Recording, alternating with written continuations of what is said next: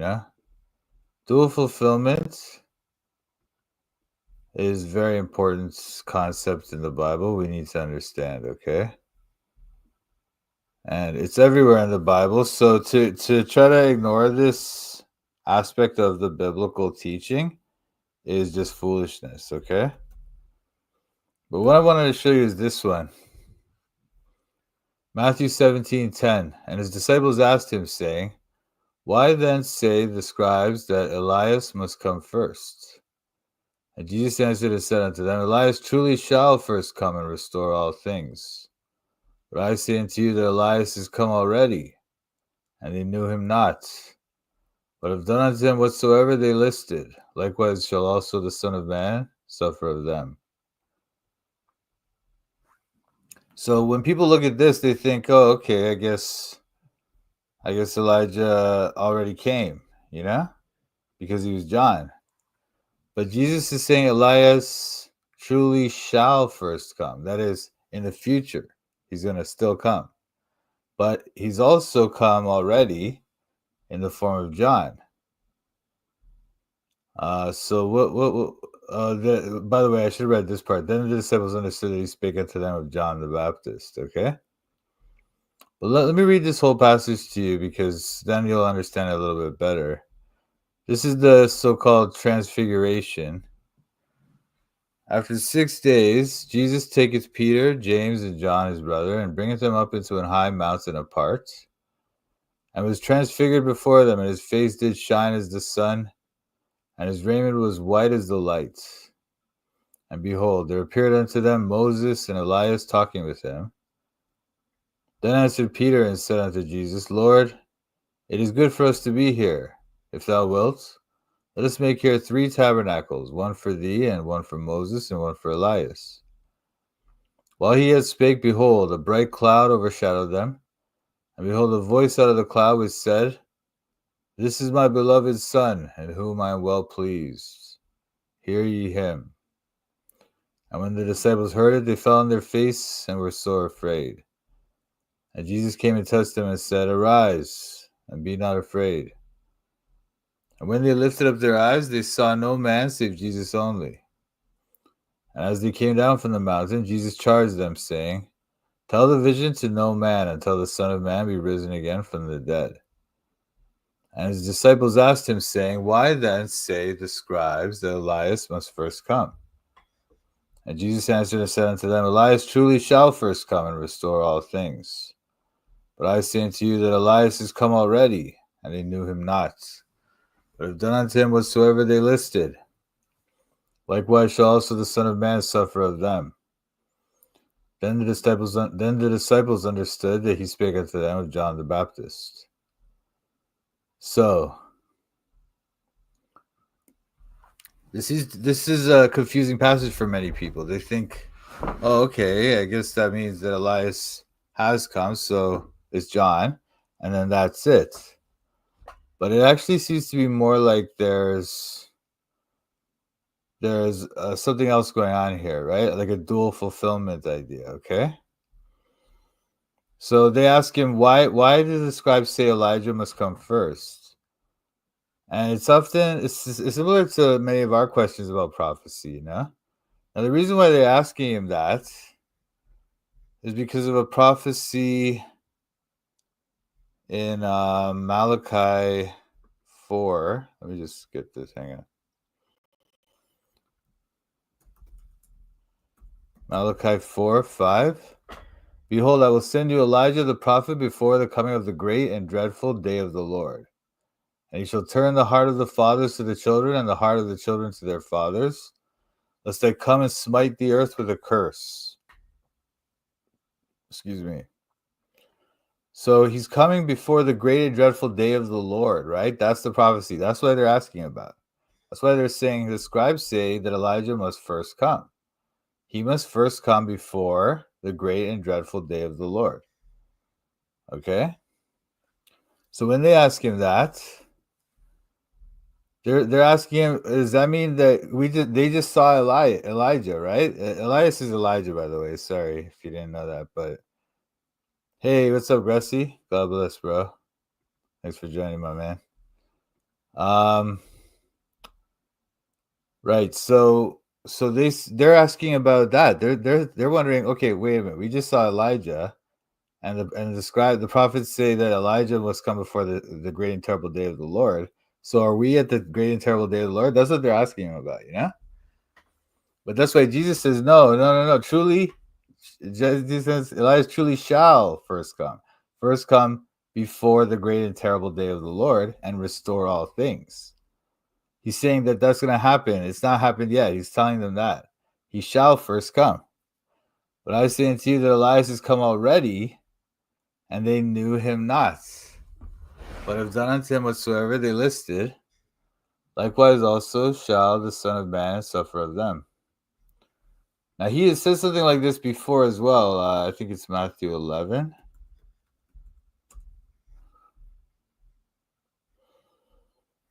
Right, when the disciple, because John's disciples come to him and say, and now when John had heard in the prison the works of Christ, he sent two of his disciples and said unto him, Art thou he that should come, or do we look for another? Jesus answered and said unto them, Go and show John again those things which ye do hear and see. The blind receive their sight, and the lame walk.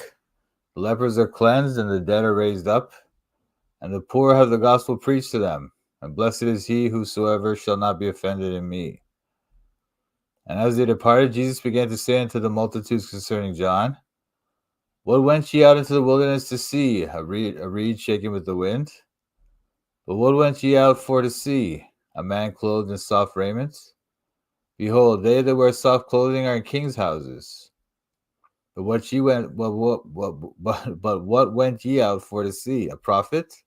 Yea, I say unto you, and more than a prophet. For this is he of whom it is written, Behold, I shall send my messenger before thy face, who shall prepare thy way before thee. Verily I say unto you, among them that are born of women, there hath not risen a greater than John the Baptist. Notwithstanding, he that is least in the kingdom of heaven is greater than he. And from the days of John the Baptist until now, the kingdom of heaven suffereth violence, and the violence take it by force. For all the prophets and the law prophesied until John. And if ye will receive it, this is Elias, which was for to come. He that hears to ear, let him hear. So he goes on, but that's the point I wanted to make, that he already told them this idea, right? But what's the other future prophecy of Elijah? Elijah. So it seems to be like there's three Elijahs, There's the there's the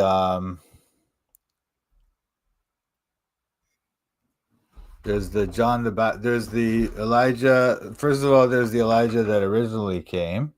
Then there's the Elijah of John the Baptist.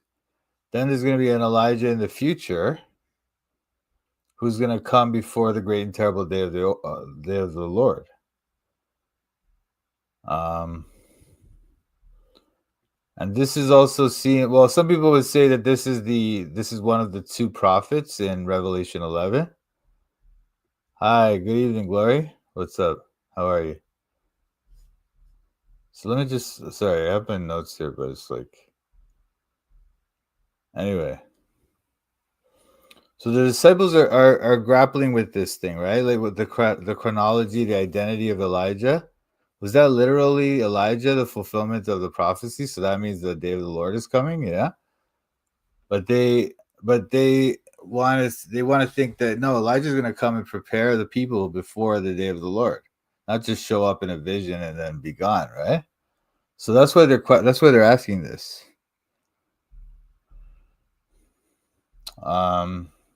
So Jesus is really affirming that there's this dual nature to prophecy. Sometimes you'll have a prophecy about, let's say, Elijah, and then you'll have this kind of interim fulfillment, a fulfillment in your day, but there's still a future fulfillment that's greater.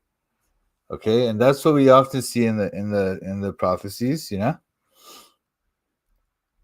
When he says that the phrase restore all things, it's talking about this moral and covenantal reunion or renewal that Elijah is going to bring before the day of the Lord. Okay, He's going to call Israel to repent in preparation for the Messiah. And that's what John did as well, of course, right? But that's just, again, it's a type. John is the type of this other Elijah that's going to come. Maybe that Elijah is also going to be another person. It's a person who's like Elijah. John is like Elijah. He's out in the wilderness, and he's just all by himself, and he's just living like almost like a wild man sometimes, And that's how Elijah was. And so maybe in the future there's going to be another person, not really Elijah literally, but another person in the future who's going to fulfill that prophecy. Okay? But we know that there's many times where we see in the Bible that John is Elijah. Like I just showed you the one in Matthew 11, this one. And then there's also Luke 1:17. And he shall go before him in the spirit and power of Elias, to turn the hearts of the fathers to their children, and the disobedient to the wisdom of the just, to make ready a people prepared for the Lord. So this shows us that there could be this dual fulfillment. That's all I wanted to get across here. That some people they misunderstand this passage, But it's interesting that the first Elijah was brought up to heaven. Let me show you that. I think it's 2 Kings. And it came to pass when the Lord would take up Elijah into heaven by a whirlwind, that Elijah went with Elisha from Gilgal. And Elijah said unto Elisha, Tarry here, I pray thee, for the Lord hath sent me to Bethel. And Elisha said unto him, As the Lord liveth, and as thy soul liveth, I will not leave thee. So they went down to Bethel. And the sons of the prophets that were at Bethel came forth to Elisha and said unto him, Knowest thou that the Lord will take away thy master from thy head today? And he said, Yea, I know it. Hold ye your peace.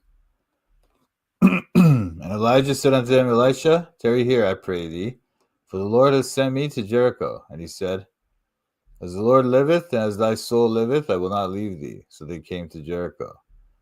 And the sons of the prophets that were at Jericho came to Elisha and said unto him, Knowest thou that the Lord will take away thy master from thy head today? And he answered, Yea, I know it. Hold ye your peace. And Elijah said unto him, Tarry, I pray thee here, for the Lord hath sent me to Jordan. And he said, As the Lord liveth, and as thy soul liveth, I will not leave thee. And they two went on.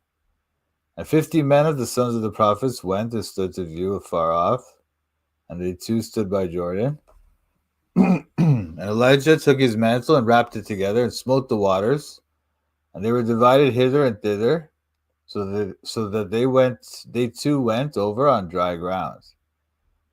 And it came to pass that when they were gone over, that Elijah said unto Elisha, Ask what I shall do for thee before I be taken away from thee. And Elisha said, I pray thee, let a double portion of thy spirit be upon me. And he said, Thou hast asked a hard thing. Nevertheless, if thou see me when I am taken from thee, it shall be so unto thee. But if not, it shall not be so.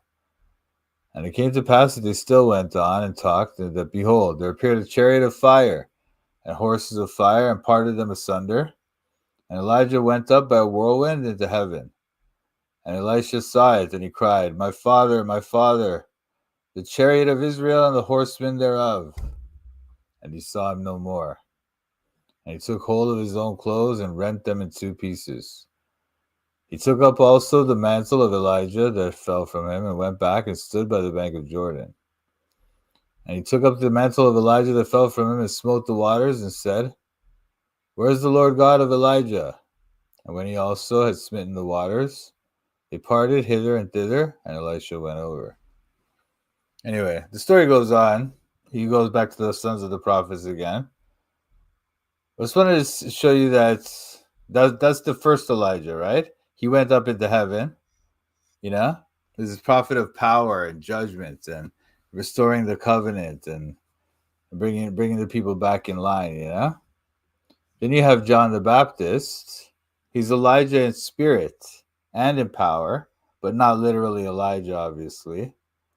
And we saw those, right? Like Luke 1:17.